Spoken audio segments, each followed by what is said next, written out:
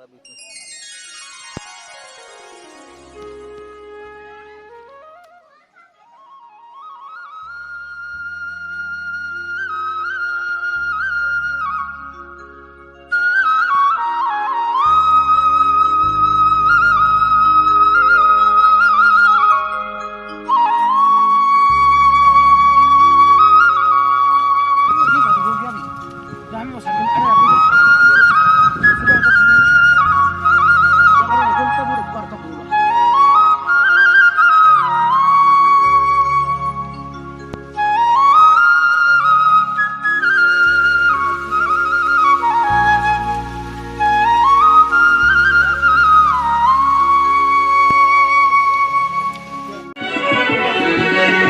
अरे बाबा दूधाधारी तुम्हारी जय जयकार हो। बाबा दूधाधारी, बाबा दूधाधारी तुम्हारी जय जयकार हो। बाबा दूधाधारी तुम्हारी जय जयकार हो। बाबा दूधाधारी, बाबा दूधाधारी तुम्हारी जय जयकार हो। बाबा दूधाधारी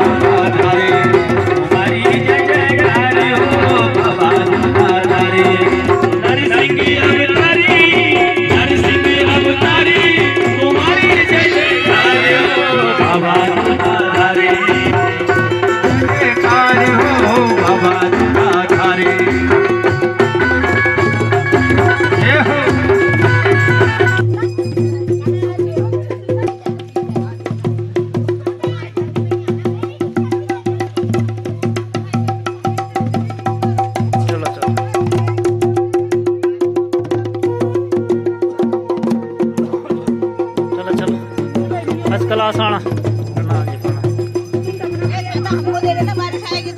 हाँ हाँ छातुल दे दो तुम बता। अच्छा अच्छा ठीक ठीक मिलियो चला ना आयो।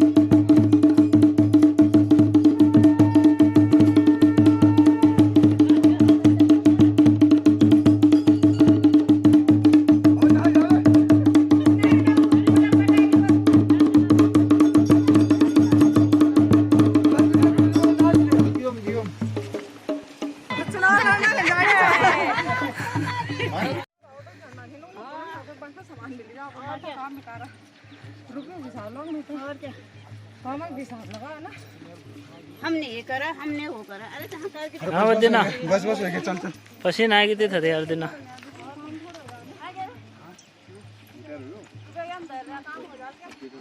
हाँ हाँ जी बोला लाइव चलो लाइव लाइव चलना थी ना ना लाइव नहीं चलो लाइव वीडियो चला है।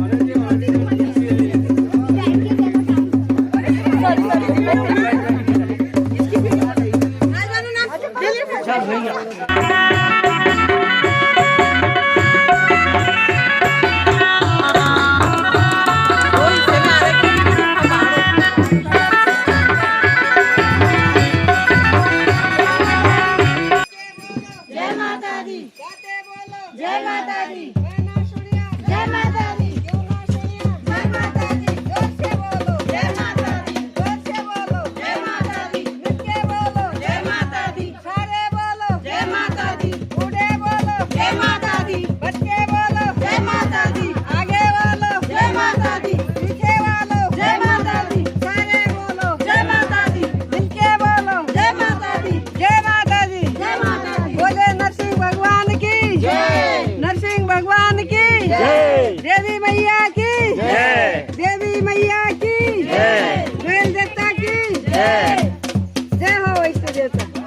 नरसिंह भगवान की जय।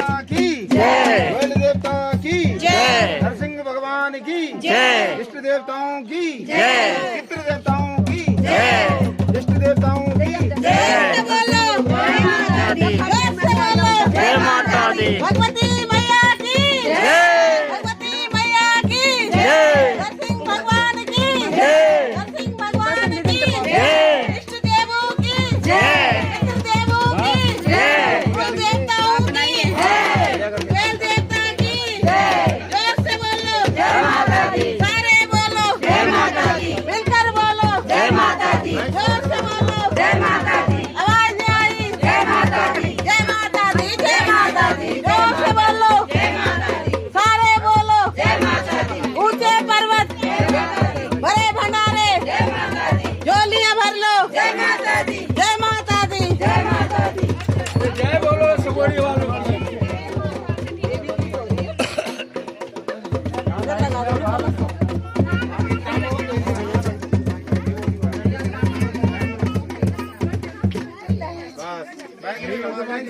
उन पर आइए तुम रखवारे होते ना क्या पैसा सब सुख रहे तुम्हारी शरणा तुम रक्षक आप तेरे समारो पे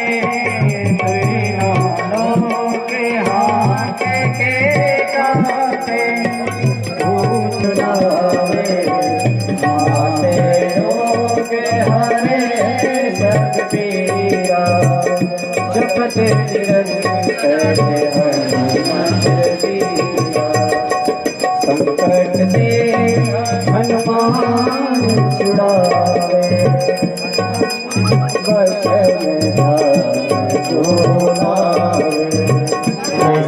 दास सदा हर चेरा कीजे नाथ मानेरा कीजे नाथ हृदय मानेरा पवन तनय संकट हरण मंगल मूर्ति राम लखन सीता सहित हृदय बसहु सुरभूप। बोलो पवन पुत्र हनुमान जी महाराज की जय। श्री रामचंद्र भगवान की जय।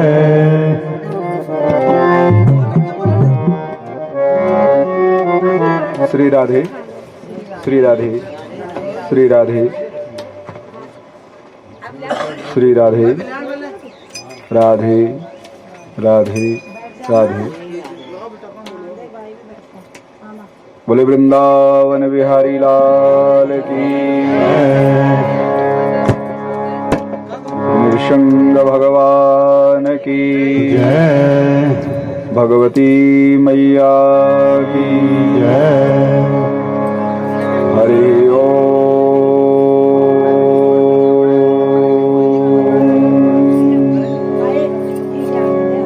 ध्येयं सदा परिभवग्नमभीष्टदोहम् तीर्थास्पदं शिवविरञ्चिनुतं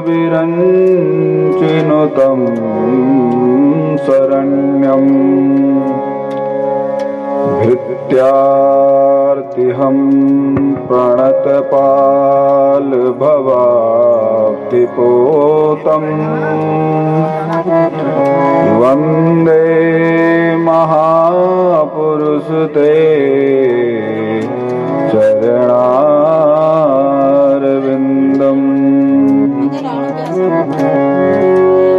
वंशी विभूषितकरा नवनीरदाभा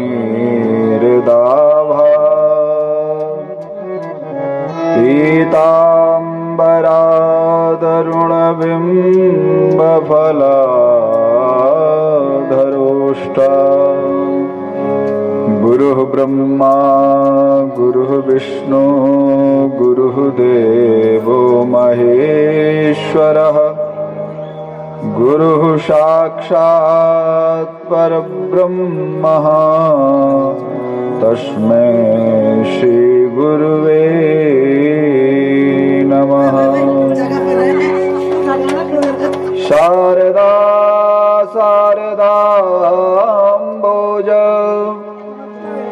वदना वदनाम्बुजे सर्वदा सर्वदास्माकं सन्निधिं सन्निधिं क्रिया।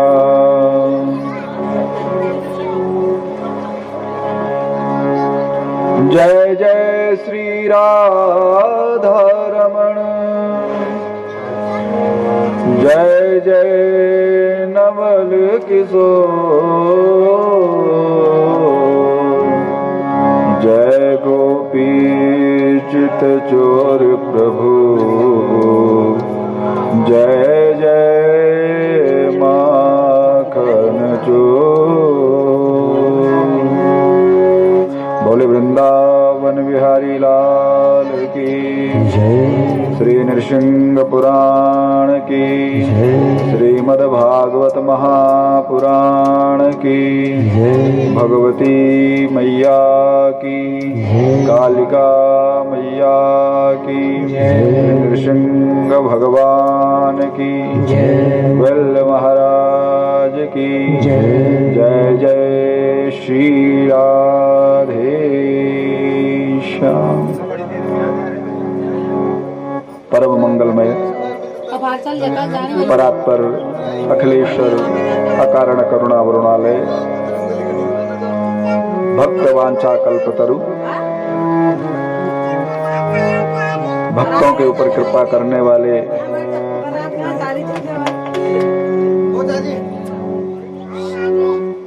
हम सभी के परम आराध्य इष्ट देव भगवान नरसिंह के चरणों में कोटि कोटि वंदन करते हुए स्थान देवता क्षेत्र देवता माँ भगवती पराम्बा जगदम्बिका दुर्गा देवी के चरणों में नमन वंदन करते हुए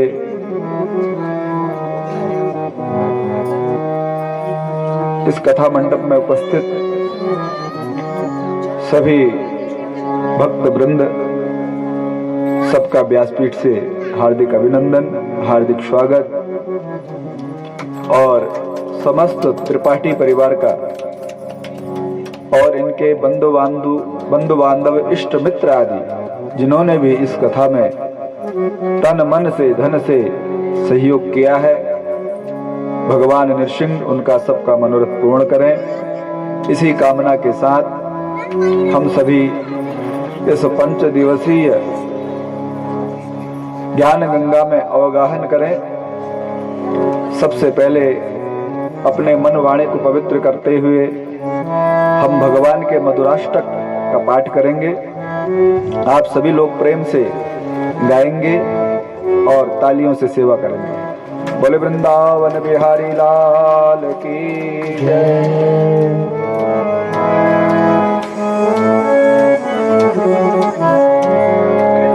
अधरम मधुरम वचनम मधुरम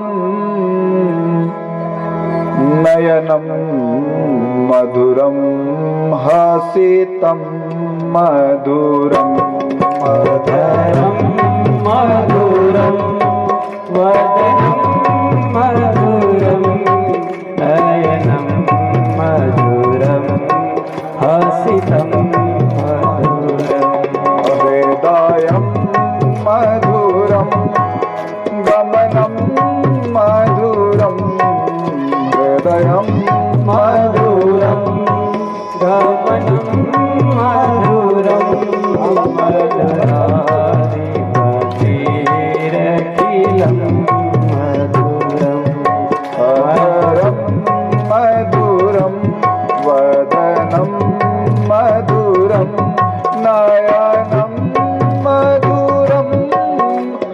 स्मितं मधुरं वदनं मधुरं वदनं मधुरं नयनं मधुरं हसितं मधुरं हृदयं मधुरं गमनं मधुरं मधुरादिपतेरखिलं मधुरं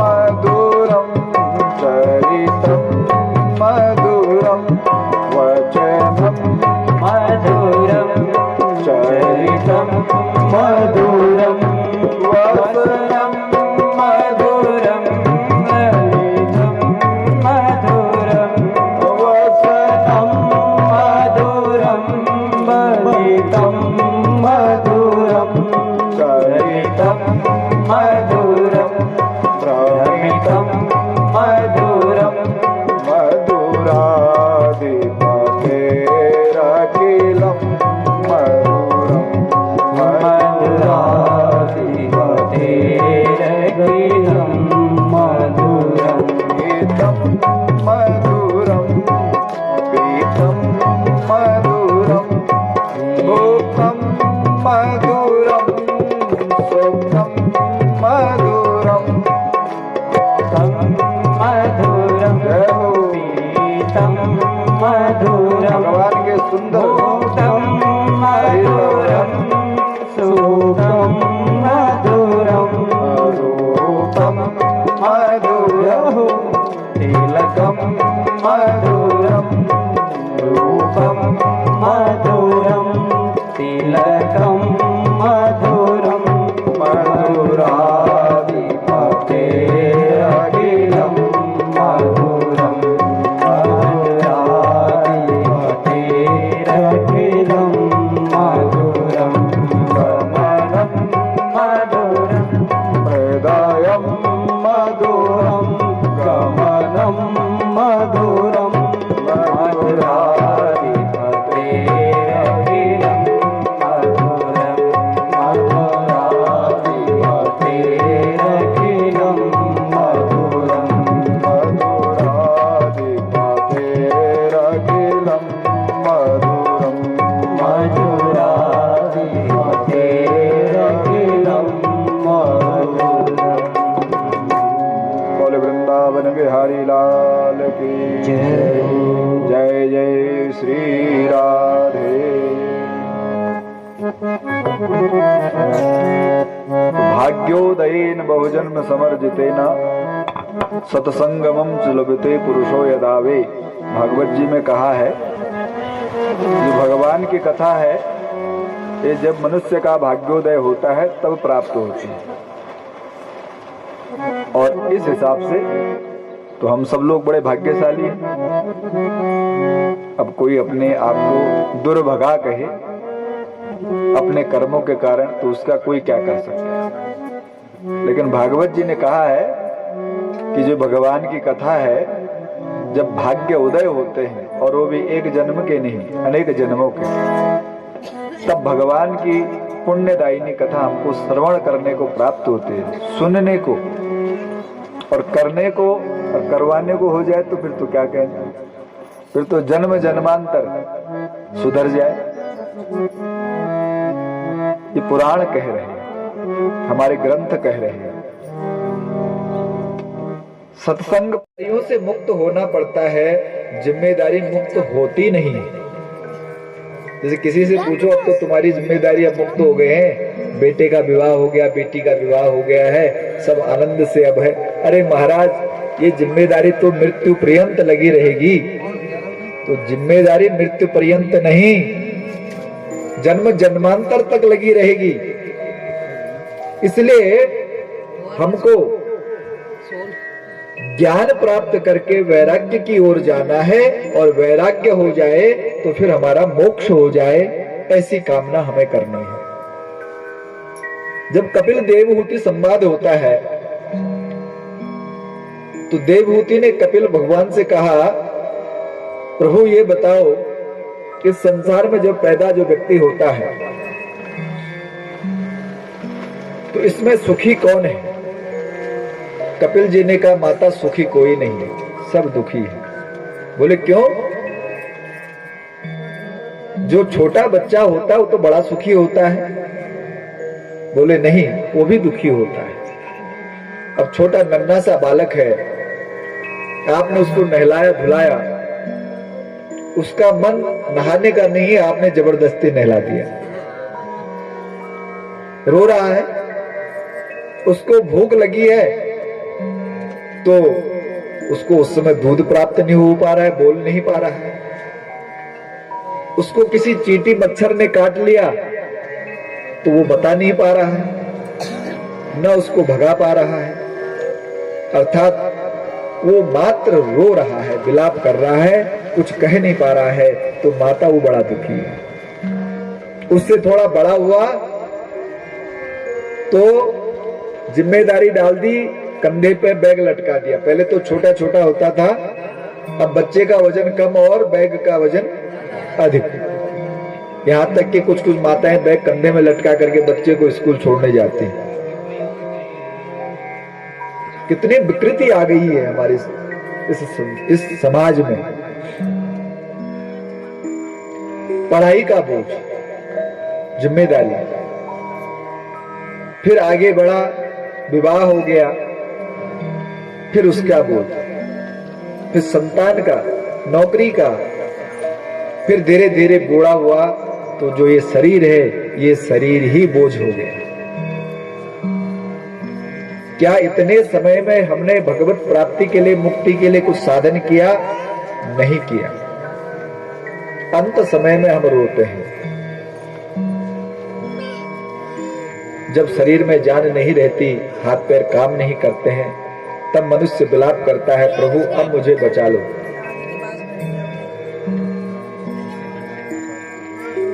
तब कुछ नहीं हो सकता। जब जीवन भर भगवान का स्मरण नहीं किया तो अंत समय में कुछ नहीं हो सकता है।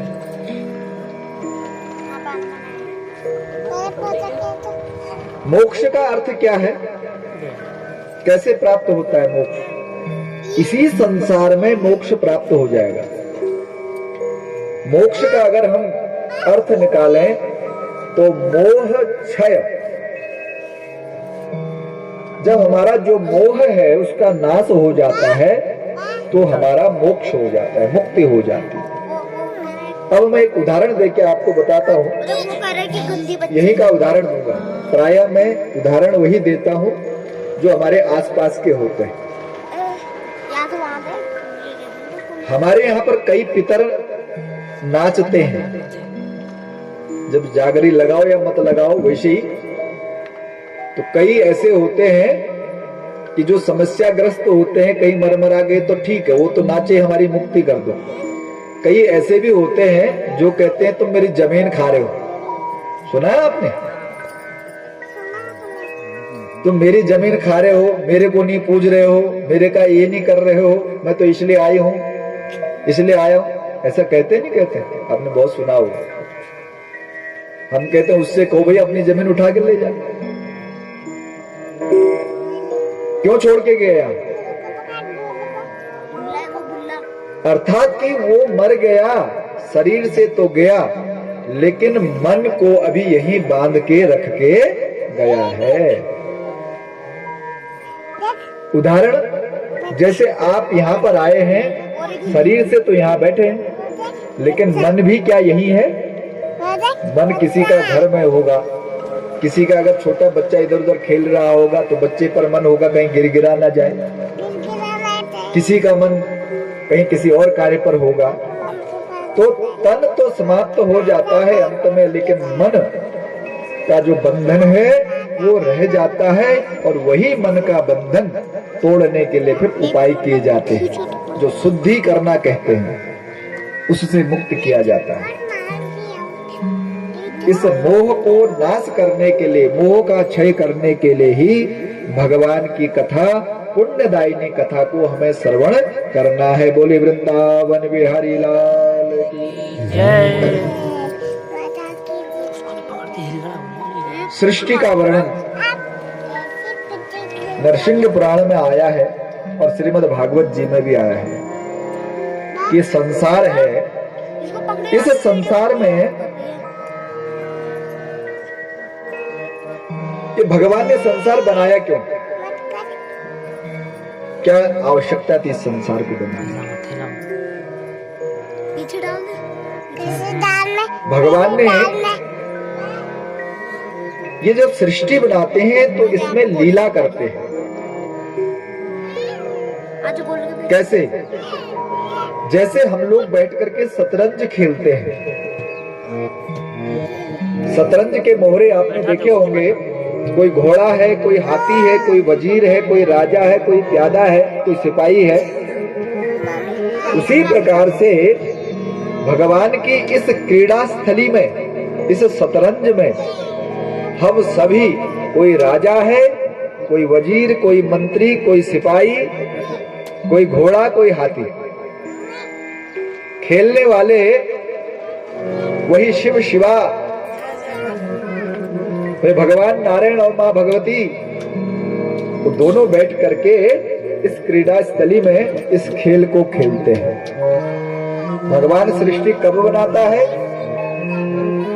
ऋषि पूछते हैं जब, तो कहते हैं सूत जी कि जब भगवान का मन होता है, एको अहम बहुश्यामः, मैं एक हूं, अकेला हूं, बहुत हो जाता हूं, तो भगवान सृष्टि की रचना करते हैं। कैसे सृष्टि की रचना करते हैं? बोले भगवान जब योग निद्रा में शयन करते हैं तो पृथ्वी रसातल को चली जाती है। फिर भगवान जल को कहते हैं नार। आपो नार इति प्रोक्ता, आपो वे नरसूनवः, अयनं तस्यता पूर्वं तेन नारायण स्मृतः। आपो नारः, आप कहते हैं जल को, आपो नारः, आप माने जल और आप को कहते हैं नार। जल में जिसका अयन है, अयन माने घर, जिसका जल में निवास है उसको कहते हैं नारायण। बोलिए नारायण भगवान की। जल में जो निवास करता है, भगवान नारायण जल में निवास कर रहे हैं। मन में विचार आया, एको अहम बहुश्यामः, मैं एक हूं, अकेला हूं, बहुत हो जाता हूं, सृष्टि की रचना करनी चाहिए और अपनी लीला करनी चाहिए। तो भगवान लीला करने के लिए सर्वप्रथम अपने नाभि कमल से ब्रह्मा जी उत्पन्न होते हैं। इनके नाभि से एक कमल उत्पन्न होता है और उस कमल में चतुर्मुख ब्रह्मा का प्रादुर्भाव होता है। चतुर्मुख ब्रह्मा जब चारों ओर देखते हैं कि मैं कहां से पैदा हुआ, कहीं नहीं दिखाई देता है, तो तप ऐसी आवाज उन्हें सुनाई देती है, तप करो। तो भगवान ब्रह्मा जी तप करते हैं और भगवान नारायण दर्शन देते हैं। पूछते हैं मैं कौन हूं? बोले तुम ब्रह्मा हो। बोले ब्रह्मदेव की जय। रचा है सृष्टि को जिस प्रभु ने, वही ये सृष्टि चला रहे हैं। रचा है सृष्टि को जिस प्रभु ने, वही ये सृष्टि चला रहे हैं। रचा है सृष्टि को जिस प्रभु ने, वही सृष्टि चला रहे हैं। जो पेड़ हमने लगाया पहले,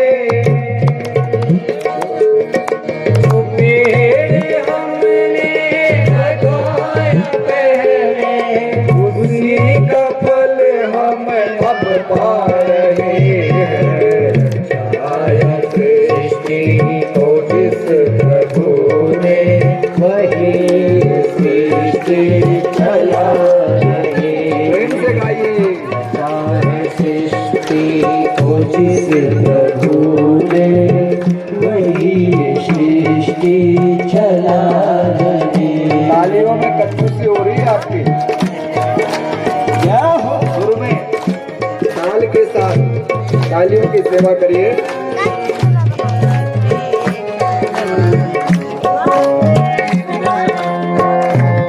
जय हो।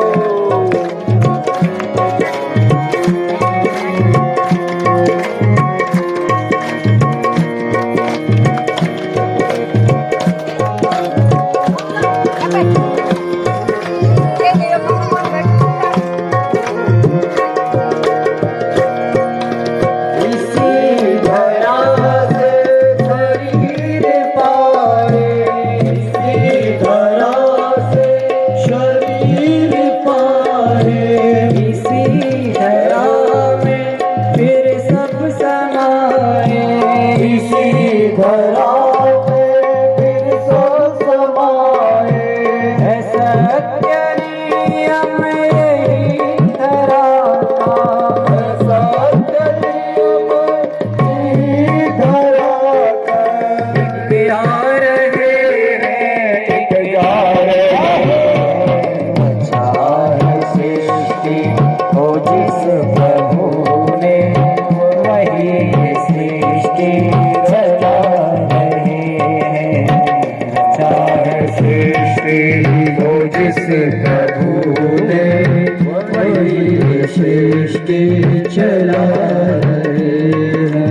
जो पेड़ हमने लगाए पहले, हमने लगाया पहले, उसी का फल हम अब खा रहे हैं।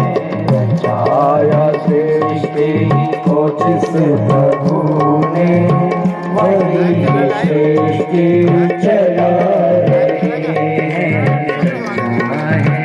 सृष्टि को जिस प्रभु ने, वही सृष्टि चला रहे हैं। ओ जिन्होंने भेजा जगत में जाना, जिन्होंने भेजा जगत में जाना, जिन्होंने भेजा जगत में जाना, जिन्होंने भेजा जगत में जाना। मैं कर दिया लौट के फिर से आना, मैं कर दिया लौट के फिर से आना, मैं कर दिया लौट के फिर से आना, मैं कर दिया लौट के फिर से आना। जो भेजने वाले हैं यहाँ पे, भेजने वाले हैं यहाँ पे, जो भेज चाहे सृष्टि हो जिस प्रभु ने, वही सृष्टि चला रहे हैं। चाहे सृष्टि हो जिस प्रभु ने, वही सृष्टि चला रहे हैं। जो पेड़ हमने लगाया पहले, जो पेड़ हमने लगाया पहले, जो पेड़ हमने लगाया पहले, जो पेड़ हमने लगाया पहले, उसी का फल हम अब पा रहे हैं। चाहे सृष्टि हो जिस प्रभु ने, वही सृष्टि चला रहे हैं। चाहे सृष्टि हो जिस प्रभु ने, वही सृष्टि चला रहे हैं। चाहे सृष्टि हो जिस प्रभु ने, वही सृष्टि चला रहे हैं। भगवान में जो लोग संस्कृत पढ़े हुए होते हैं उनको पता है कि प्रत्यय होते हैं। मनु के आगे स्य प्रत्यय जब लगा तो बना मनुष्य। तो हम तो कहते हैं भगवान मनु की बड़ी कृपा है हमारे ऊपर, नहीं तो हमको पता नहीं क्या कहते मनुष्य के अलावा। तो स्वयं मनु की संतान होने के कारण हम लोगों को मनुष्य कह करके जाना जाता है। मनु शतरूपा की तो क्या होगा, पकड़ दिए तो 3 बेटियां और 2 पुत्र हुए। आपूति, देवहूति और प्रसूति। 2 पुत्र हुए, प्रियव्रत और उत्तानपाद। ये सब भागवत जी में भी है, सारे पुराण एक से ही। एक बार एक ने प्रश्न किया कि 18 पुराण क्यों लिखे व्यास जी ने?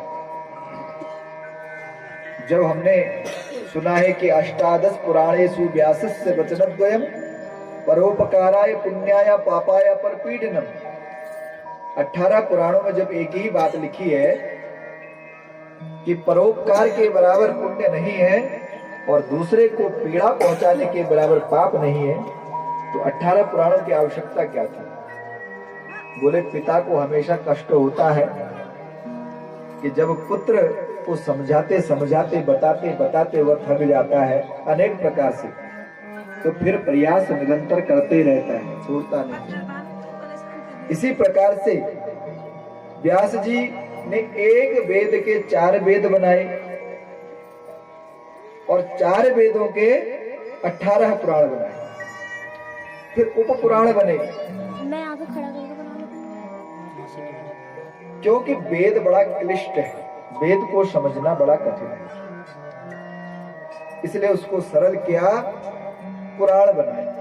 और पुराणों में प्रत्येक पुराण में यही बात कही है कि भगवान की भक्ति करो, सत्संग करो, दूसरे को पीड़ा मत पहुंचाओ, आत्मनः प्रतिकूलानि परेशान न समाचल। जो मुझे अच्छा नहीं लगता है मैं दूसरे के साथ व्यवहार ना करूं, यही व्यास जी ने कहा है 18 पुराणों में। लेकिन फिर भी हम ऐसा करते हैं, अर्थात मनुष्य तो है लेकिन मनुष्यता समाप्त होती जाएगी। उधर ले जा लो, हिंदू घर के सामने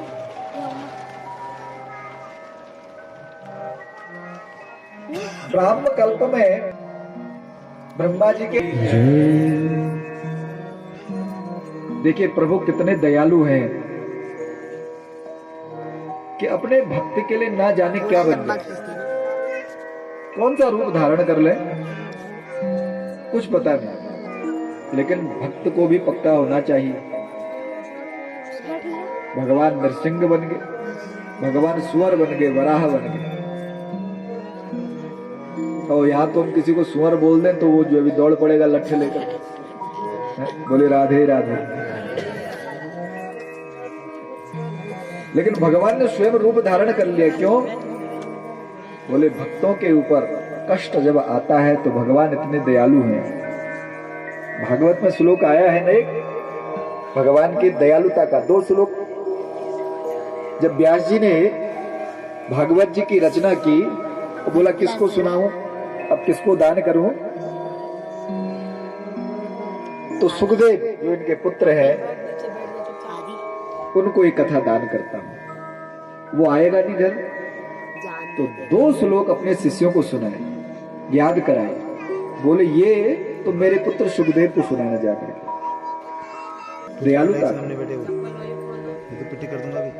पहला श्लोक बरहा पीडम नटवर बपुः कर्णयो कर्णकार मम्मी का हाथ विभ्रत वासा कनक कपिशुम वैजयंतीं च माला।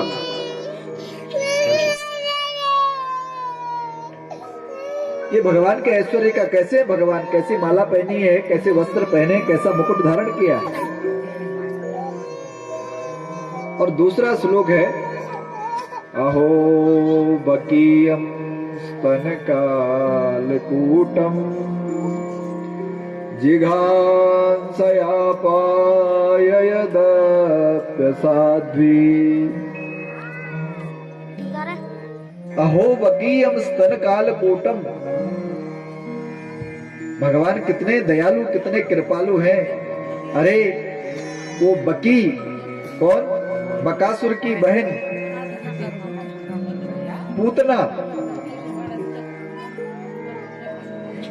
जो कि अपने स्तनों पर कालकूट नाम का विष लगा करके भगवान के प्राणों का हरण करने के लिए आई है, और उसके पश्चात भी तो परमात्मा उसको जो मुक्ति माँ यशोदा को, माँ देवकी को प्राप्त होनी चाहिए, वो मुक्ति सबसे पहले उस पूतना को देते हैं। ऐसे परम दयालु हमारे प्रभु हैं, लेकिन फिर भी हम उनका भजन नहीं करते हैं। बोले वृंदावन बिहारी लाल की, नृसिंह भगवान की। कैसा जीवन जीते हैं कहा इस संसार में हम लोग। आहार निद्रा भय में थुनानी, समान में तत् पशुवे नराणाम, ज्ञानम नराणाम अधिकम हि लोके, ज्ञाने नहीं ना पशुवे समाना। कैसे जीते हम सब लोग संसार में? सब लोगों को पता है हम कैसे जीते हैं। अब आप कैसे जीते हैं हमें क्या पता है? हम तो कल शाम को पहुंचे और 5 दिन बाद चले जाएंगे फिर। अब आप तो इतने वर्षों से जी रहे हो, कैसे जी रहे हो? तो हमारे नीति शास्त्र कहते हैं आहार निद्रा भय मैथुनाय। जैसे एक पशु जीता है वैसे हम सब जी रहे हैं। खाते हैं, अब बराबरी करना जरा पशु से अपनी। वो भी खाता है, हम भी खाते हैं। वो भी खड़े खड़े खाता है, हम भी आजकल खड़े खड़े खा रहे हैं। पहले थोड़ा बहुत पशु बनने में कमी थी, तो अब हम भी खड़े खड़े खाने लग गए कि पूरे ही पशु बन जाए। खाते ही नहीं खाते, पहले थोड़ा पशु से अब पूरे पशु बनने की ओर है। निद्रा, वो भी सोता है, हम भी सो जाते हैं। उसको भी डर लगता है, हमें भी डर लगता है। वह भी सृष्टि को रचा रहे हैं, बच्चे पैदा कर रहे हैं, हम भी कर रहे हैं। वह भी मलमूत्र त्याग कर रहे हैं, हम भी कर रहे हैं। क्या अंतर है? वो भी संसार में पैदा हो रहे हैं, हम भी हो रहे हैं। वो भी मर रहे हैं, हम भी मर रहे हैं। क्या अंतर है हमारे में? ज्ञानम नराणाम अधिकम ही लोके, और ज्ञानेन हीना पशु भी समान। जिसकी व्यक्ति के अंदर परम ज्ञान जागृत हो जाए वही बस मनुष्य है। जो ज्ञान से हीन है, परम ज्ञान से हीन, अभी किताबी ज्ञान नहीं, अर्थ करी विद्या नहीं। हम अपने बच्चों को क्या सिखाते हैं? बोले इसको इंजीनियर बनाना है, इसको डॉक्टर बनाना है, इसको पायलट बनाना है, लेकिन इसको धार्मिक बनाना है, इसको मनुष्य बनाना है, इसको इंसान बनाना है, ऐसा कभी नहीं करते। अपने बच्चों को सबसे पहले एक इंसान योनि में आया है, मनुष्य योनि में, तो उसको मनुष्यता सिखाइए। जब वह इंसान रहेगा, उसके अंदर इंसानियत रहेगी, तो जीवन में सब कुछ करेगा। नहीं तो बाकी काम तो सब पशु भी कर रहा है, ये आपको हमने भी श्लोक में बता दी। फिर जो बनना होगा बन जाएगा। अब आप लोग कई सोशल मीडिया के माध्यम से, आजकल तो वो हो गया ना, फोन में व्हाट्सएप गपशप सब खत्म, व्हाट्सएप शुरू हो गया है।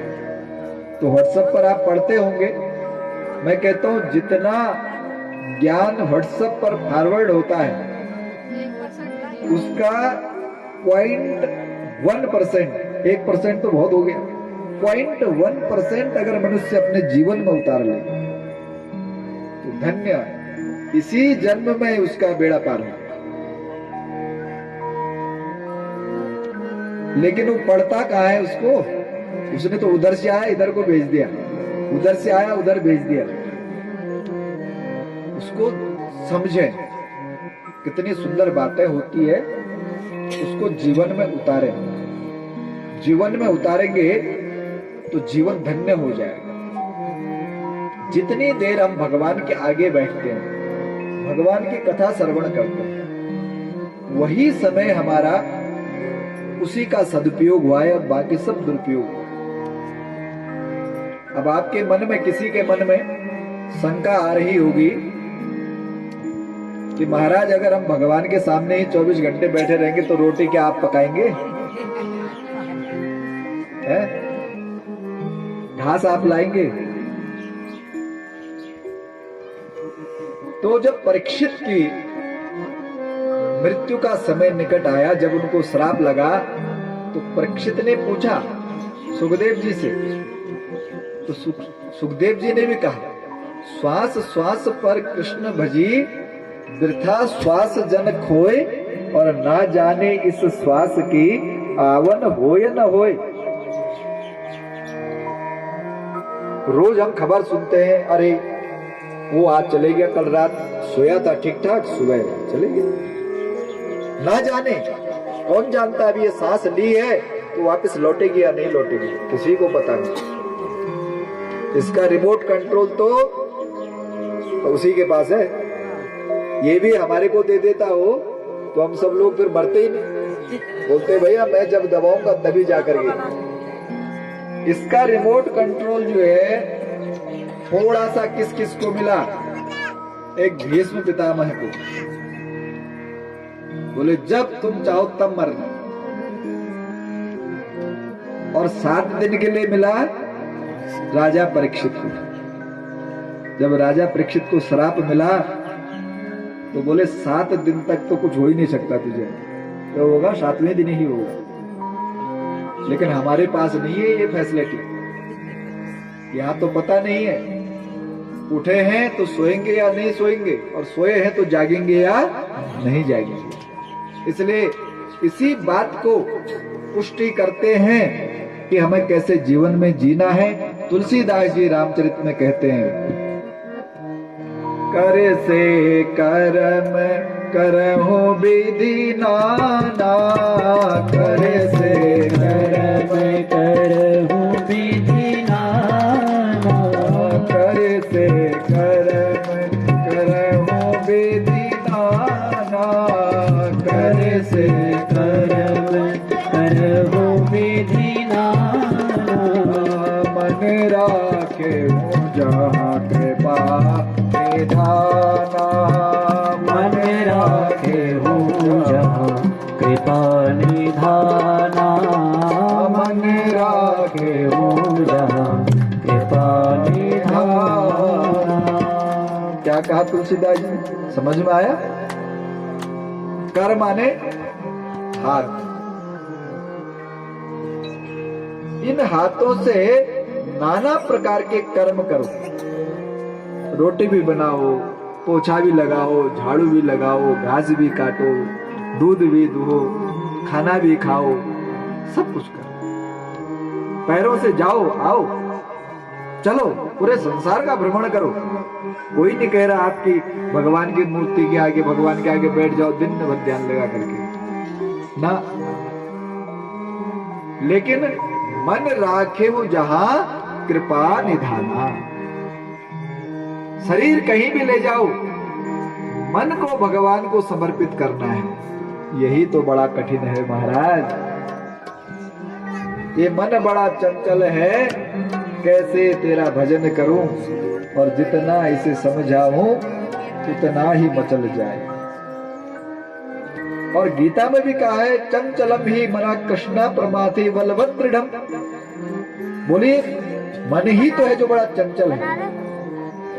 वायु की गति से भी तेज चलने वाला जो है वह ये मनुष्य का मन ही है।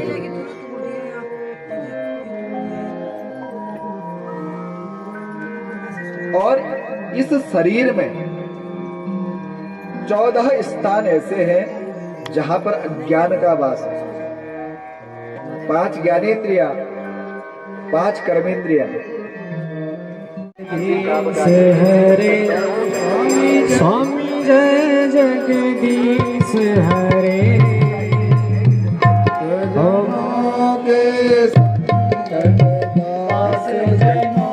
के आए गुण